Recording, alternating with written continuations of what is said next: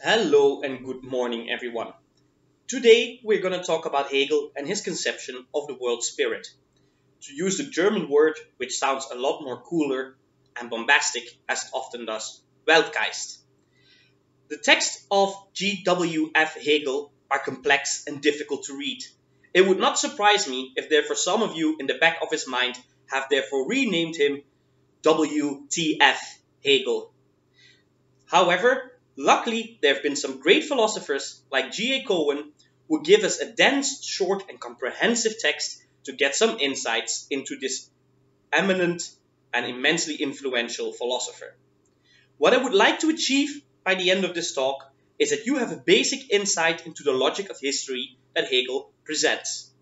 The basic idea in Hegel is that history never repeats itself.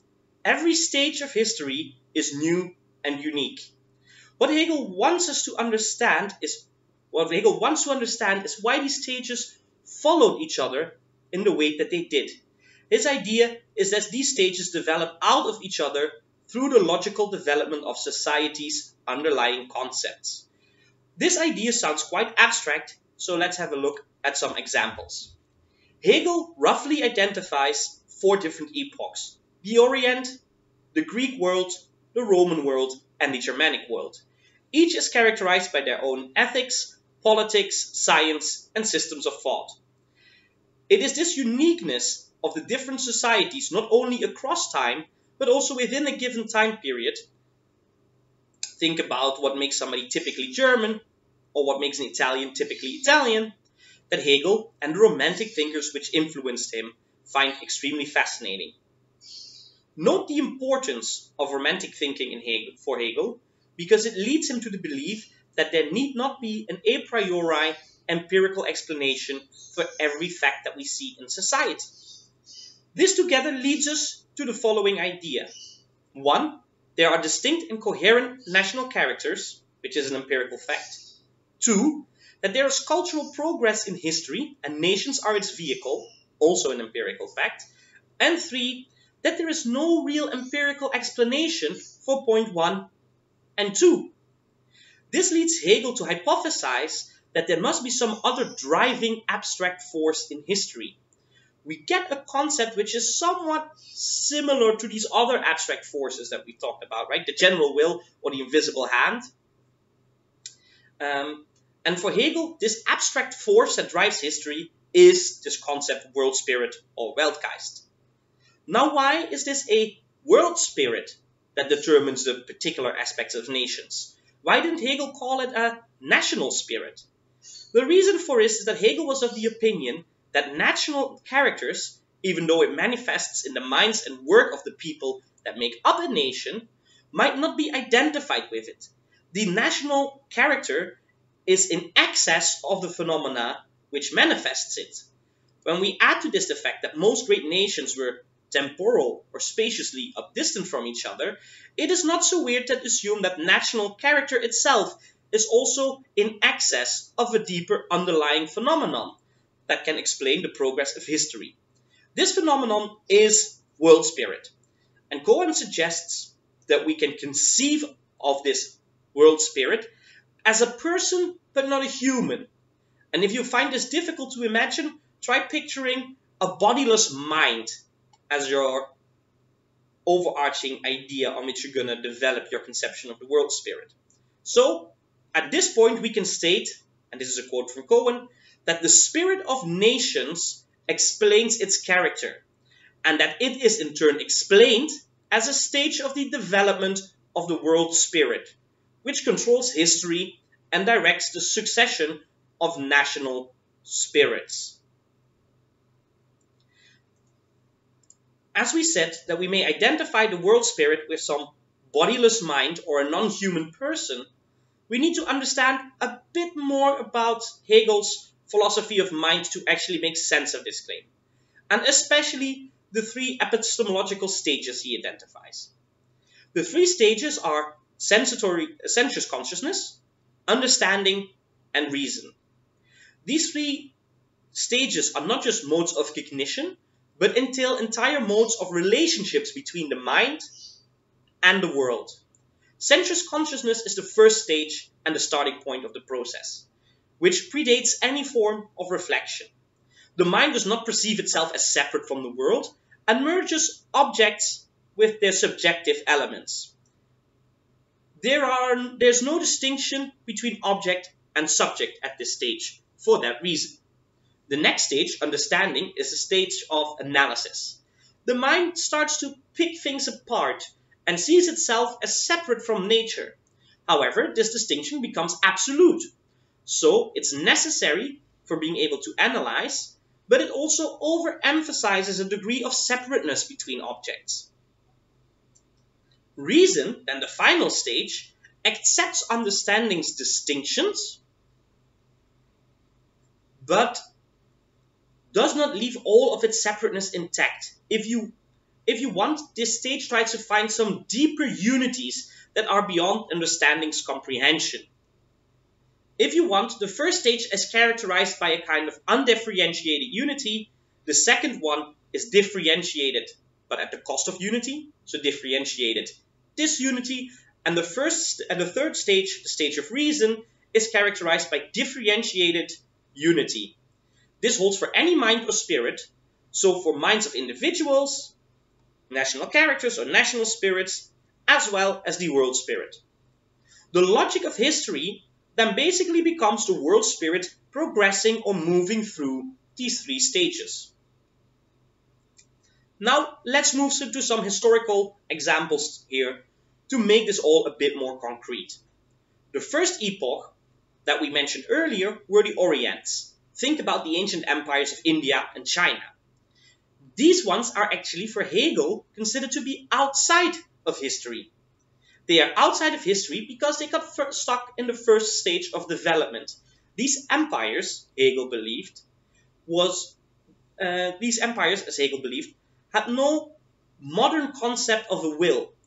Everything, including their laws and morality, were matters of external regulation. As a result, there was no conception of consciousness present in these societies. Law was externally regulated by one single despotic ruler. In the Chinese state, for instance, it was regulated by a patriarchal principle, where the state was seen as a natural family, a natural unit, with the emperor as pater familias. In India, the caste system as a form of social organization was considered a natural entity and therefore unchanging. The lack of individual independence here stifles the growth of the mind in these societies, Hegel would claim. Thus, this results in thought that the empires lasted, though, very long, as the individuals never outgrew the mode of organization. The empires then are characterized by undifferentiated unity. The state was seen as natural, and the social order was considered natural as well. Now, just for the sake of illustration, we'll skip forward to the Roman time, or the Roman world, bypassing the Greek world. And the Roman political system, on the contrary, was characterized by political constitutions and a legal apparatus. The society thus knows a kind of freedom, but it's a purely legal freedom, or purely formal conception of freedom. Hegel calls this as abstract reason, so the abstract or formal element of reason freedom has been achieved, but the society still lacks a form of concrete freedom. They lack this concrete freedom as any effort to actually think independently or act according to one's own consciousness were crushed by the brute power of Rome and its insistence on military dedication and expansion. There is thus a distinction within these people, or their understanding of the natural of themselves, between the natural world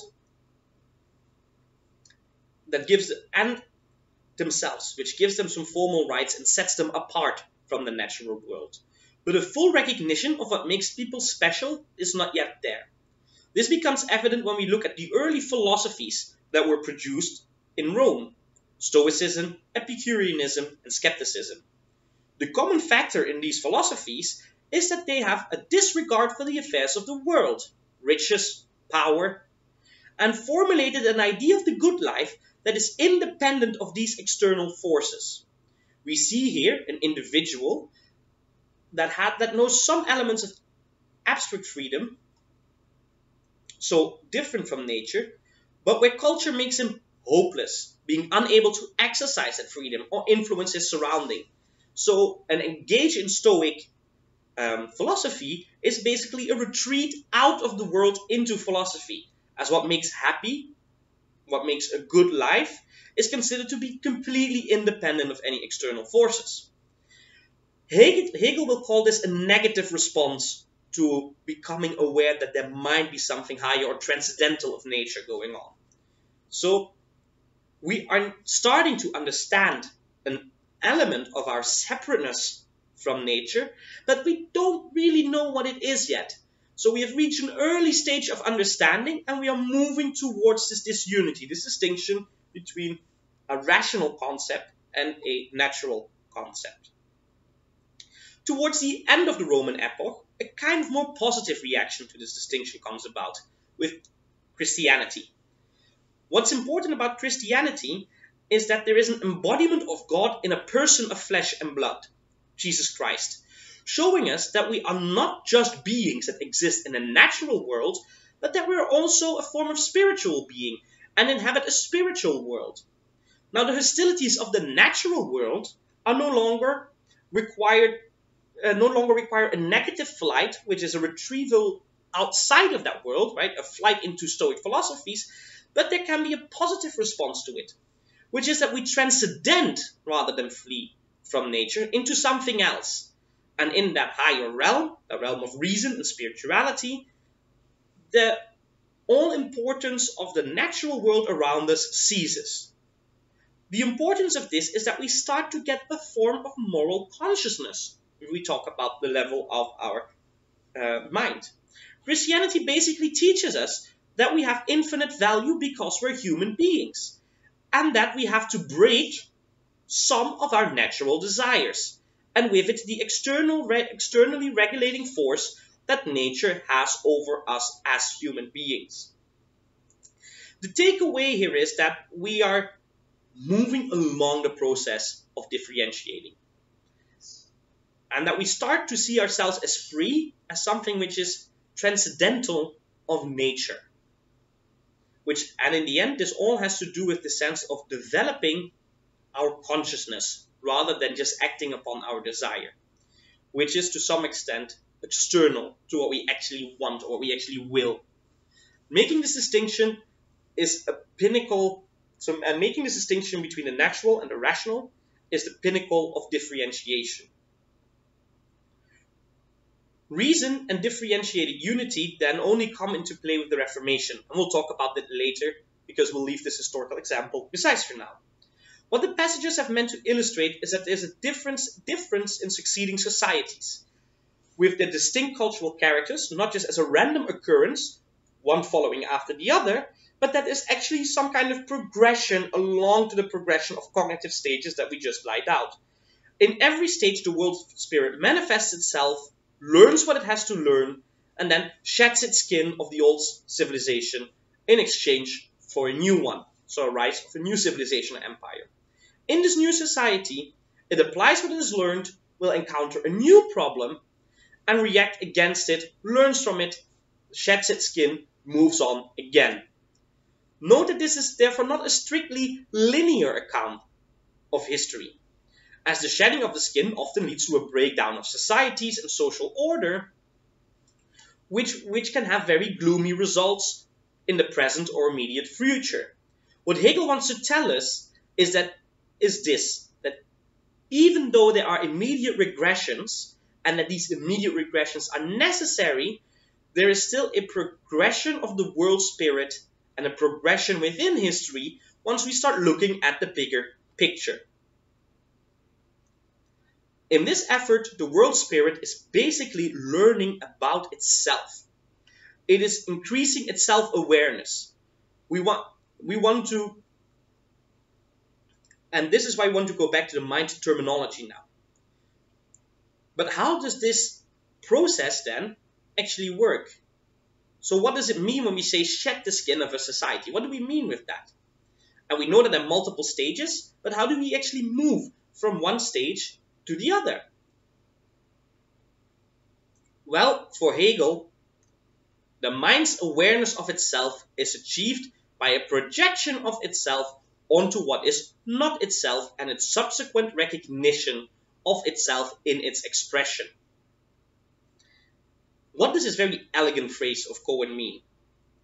So, to increase its self-awareness, the world spirit needs to give itself a form of external expression, which is basically what these empires or civilizations embody. You could compare this to keeping a diary or engaging into creative writing. When you want to understand yourself and you want to understand why you did something or why you felt the way that you felt in a particular occasion, you might want to reflect upon these feelings or actions by putting your feelings to words. When you engage in this practice, you will know or often encounter a feeling of, no, that doesn't completely sound right when you write something down. That's not what I meant. Or, oh, I'm really happy with this formulation. That's exactly what I wanted to do. That means that within this progress of trying to formulate, externalize your feelings, you actually come to understand yourself better. You've found the proper molds that hold to give a posture to that. This is basically what we see in history, and we're talking about the relationship between world spirit and empires. It's analogous to that. So cultural self-perception are basically analogous. So cultural self-expression is basically analogous to your poem, where then the world spirit is analogous to you trying to understand your feelings. So then, what's the final end of this increased self-awareness of the world spirit?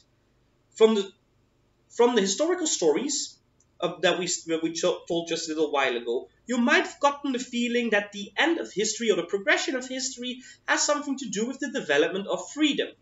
For Hegel, the key is here that men know themselves when they realize that they are free, and consequently establish a relationship to nature and social institutions which embodies their freedom and encourages its expression. Note that nature here includes both the external or natural environment and the natural inclinations of men. Remember that the societies of the Orient, which we talked about, only had the stage of sensuous consciousness.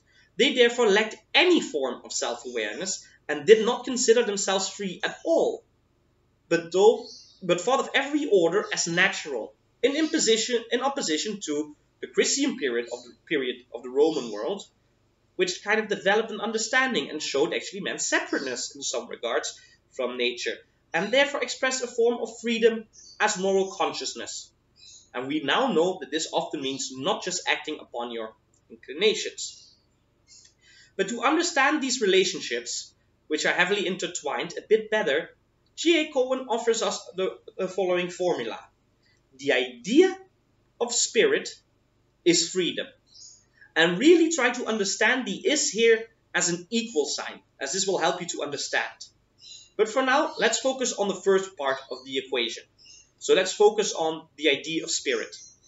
When Hegel speaks of an idea of something, he means what that thing is in essence, or what that thing is in its nature. So the idea of X is the essence of X. And with essence, we mean to something that could potentially be. So the essence of X is what X is, at least potentially. To become what X is potentially, it has to realize itself. So when we plug all of that back into the previous formula, we get that the essence of spirit is freedom. Or plainly put it, spirit strives towards freedom through a mechanism of becoming more aware of itself. So, how should we then understand this conception of freedom? Well, we have already mentioned that freedom is transcendenting rather than subjugating to nature. However, in the parts of his philosophy of the philosophy of history that you have read, Hegel will does not talk about nature as an opposition to freedom as such. Hegel formulates his ideas on freedom slightly different. He says spirit might be defined as that which has its center in itself. It has not a unity outside itself, but it has already found it. Its existence in and within itself. Spirit is self-contained existence, bei sich selbst sein. Now, this is freedom actually. For if I am dependent, my being is referred to something else, which I'm not, I cannot exist independently of something external. I am free, on the contrary, when my existence depends upon myself. This self-contained existence of spirit is none other than self-consciousness, conscious of being one's own being. This is a highly complex phrase, but the central idea here is that spirit can be conceived as consciousness, and that consciousness is free if and only if it depends on itself and itself alone. This is why freedom has to transcend nature and be independent from it. As unconscious processes belong to nature, or desires and how they arise belong to nature, we can get a key understanding of the idea of freedom here, and why earlier we said that in opposition to nature, that nature does not only include the external environment, but also one's desires and inclinations.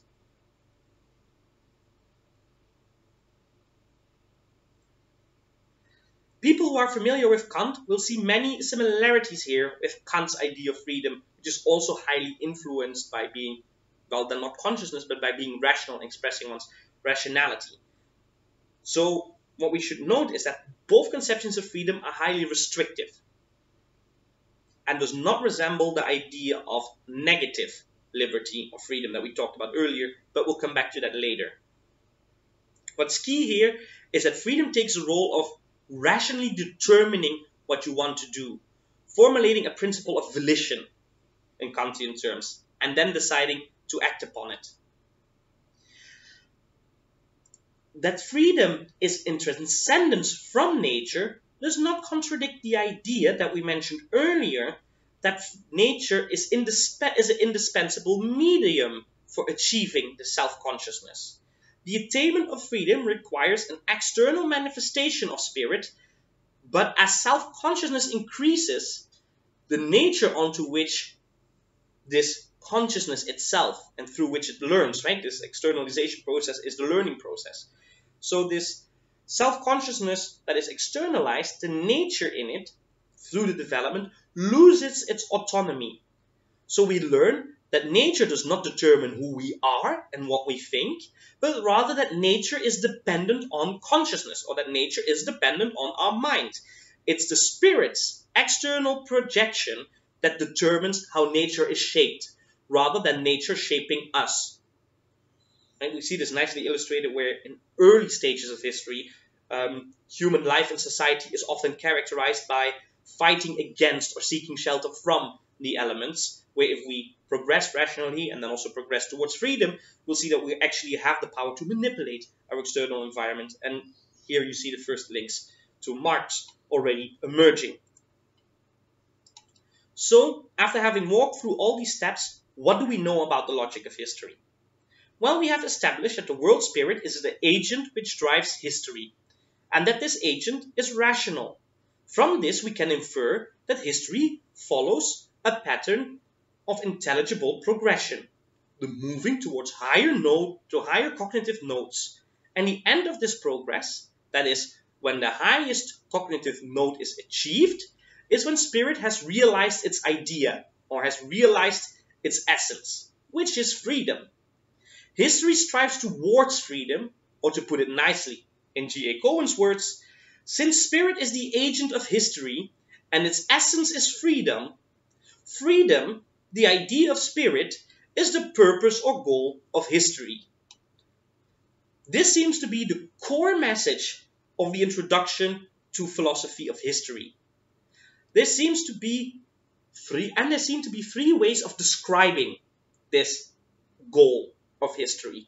It's spirit's self-consciousness, spirit's consciousness of freedom, and spirit's actualization of freedom, all pointing towards freedom. History is progressing, not linearly, but progressing towards freedom. This threefolded formulation points to a very interesting element of Hegel's understanding of freedom that will be relevant when we move towards discussing his philosophy of rights, namely that self-consciousness of freedom and the actualization of freedom are describing the same thing.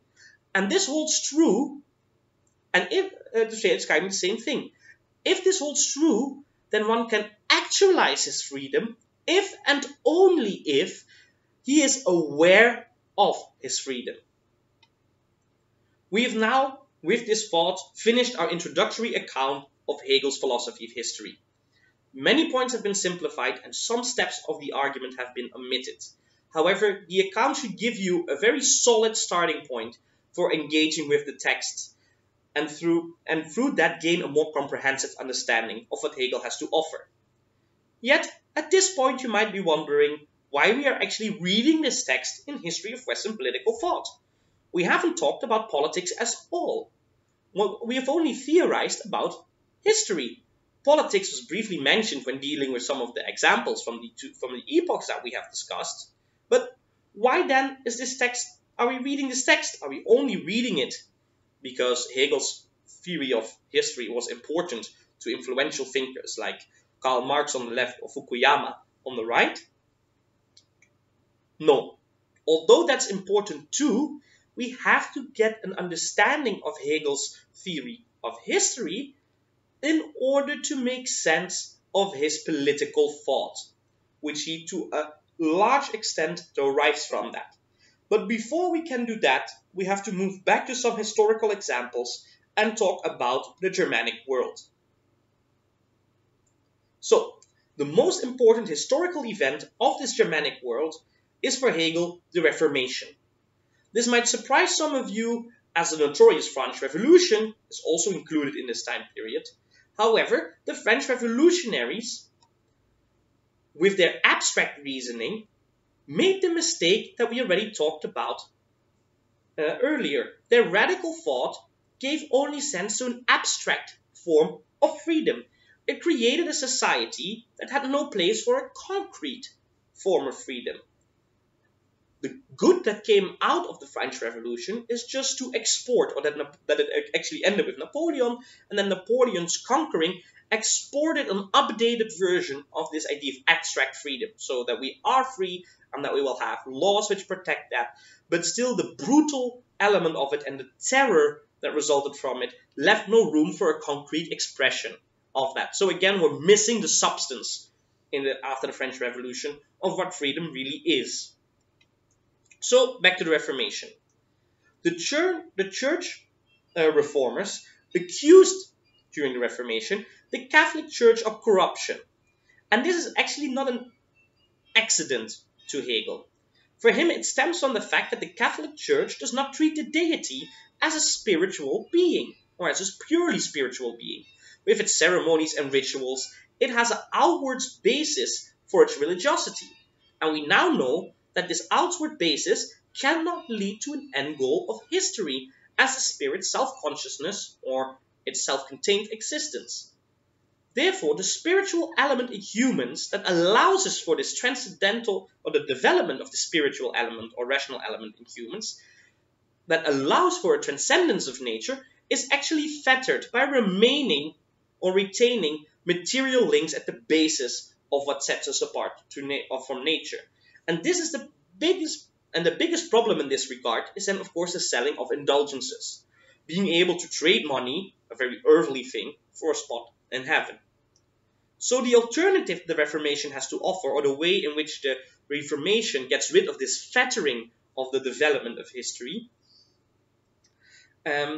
is that it says that rather than needing an institution, as in the Catholic faith, each individual in their heart has a direct relationship to Christ. Now, why is this so important? Well, it proclaims that every individual can recognize the truth of their spiritual or transcendental existence, and proclaims that every individual can recognize truth and the full extent of their transcendental or spiritual existence without an intermediary and achieve its own salvation, meaning that individual consciousness in this new scheme of things becomes the ultimate judge of truth and goodness. It is at a very basic level proclaims that man is destined to be free and destined to be his own judge and requires to make its own conscious judgments. This idea is what leads to a form of differentiated unity. And the political project it entails is that of bringing society itself in accordance with reason. And this is the project that will be laid out in the philosophy of right. Before we start with our discussion of the philosophy of right, let's go back to the last theoretical comment we made, namely that one can act freely if and only if one is aware of the fact that he's free. This implies that the moment we become conscious of our freedom, we would want to act on it and not be at clash with the laws and institutions, and not have it clash with the laws and institutions of our society.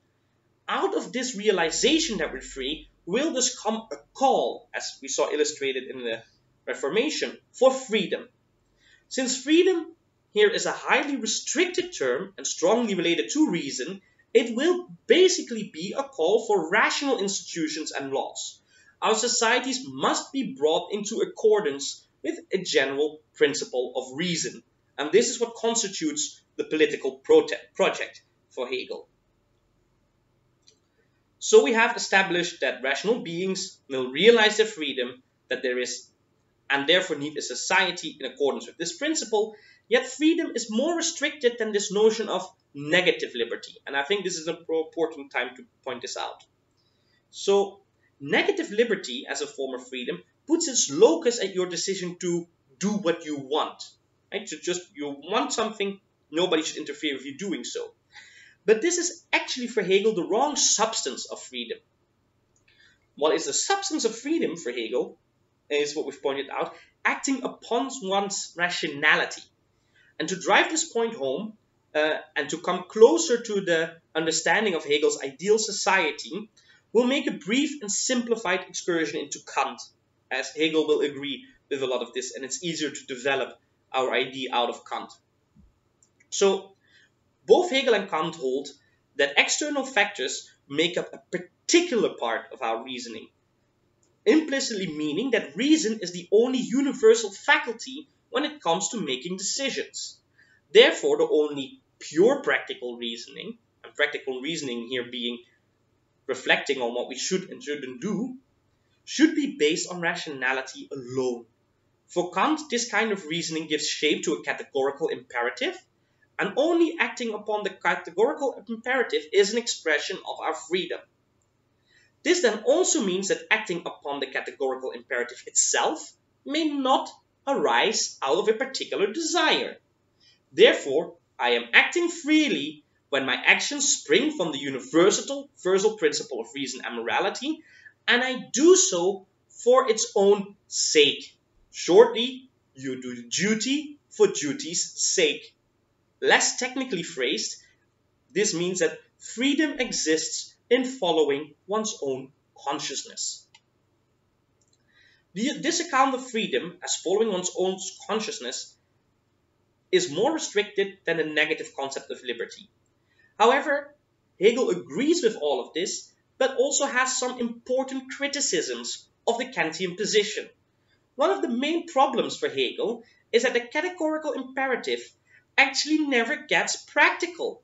The formulation of act only so that any maximum of your choice will be willed can be willed as a universal law seems to boil down to a principle of consistency or non-contradiction in Hegel's interpretation.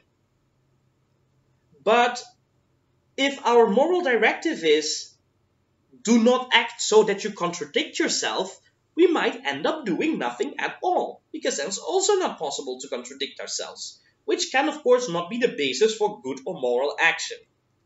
Hegel has a second criticism though. of Kant. And that has to do with this unity that we were talking about. If we look at Kant, a person is always in conflict with himself. He's always battling. There's a constant battle going on between his reason and his animalistic element of himself, his passions, his desires. So there's always a conflict, which means that there is no differentiated unity in Kant. There's a complete disunity. Reason, animalistic side of us. And this critique, for the people who are interested, Hegel basically adapts Schilling's critique of Kant, which you'll find in the lectures on the aesthetic education of men. So the question, basically, where that tension arises from for Hegel is, why should I be moral? Why should I act morally? We now know Kant has a great answer of what morality is, or what constitutes the basic laws of morality, but according to Hegel, he never answers why I should actually act morally. And to achieve a differentiated unity, Hegel wants to answer this question. And therefore, Hegel will set out this answer to this question and achieve unity by setting up an organic society. What he tries to do here is create a balance between, let's say, the morality or the ethos of ancient societies and the rational free consciousness of Kant.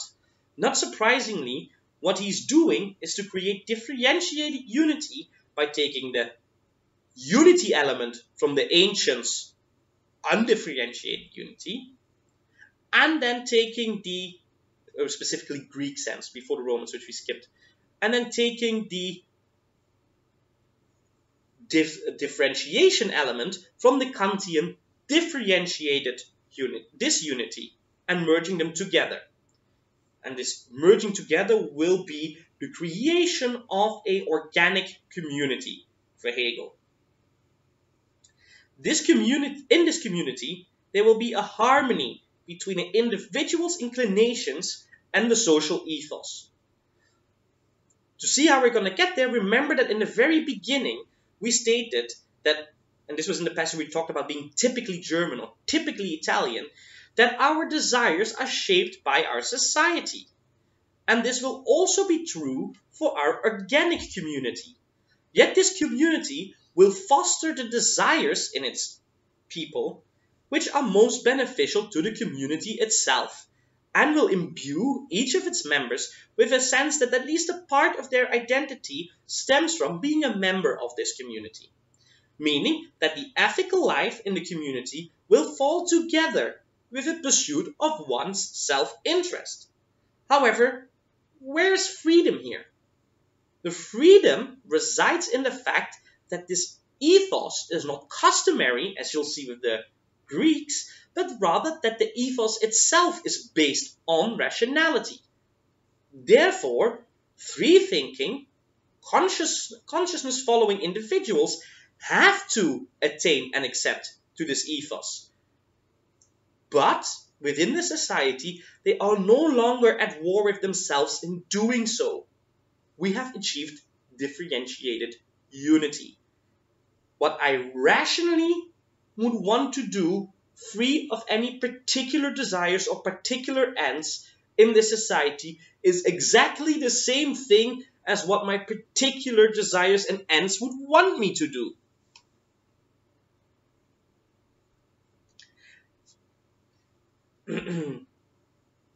This is the political project that Hegel has in mind for us in a nutshell. But then we can ask the question, and most of you will have asked this question, does that mean that we've actually reached the end of history yet? Are we there? Did Hegel think that Prussia, where he lived, was the end of history? I must say that there are diverging opinions on this matter, and personally, I think that Hegel would not claim that he has seen the end of history. Admittedly, Hegel seems to suggest that the Reformation was the last true historical event, or the last event which was of historical significance. Yet there are many regards in which our modern societies, or the society that Hegel lived in, fall short of this description of the organic society. Therefore, I don't think we finished the process of bringing societies into accordance with our principle of rationality, or leading our societies to freedom. At this, I want to leave it for today.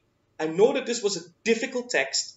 I hope you were able to follow along with the talk, and that when you now go back to the text of Hegel, that you can see the layers and nuances of his argument, and at the same time enjoy his rhetoric style, which is annoying but beautiful at the same time.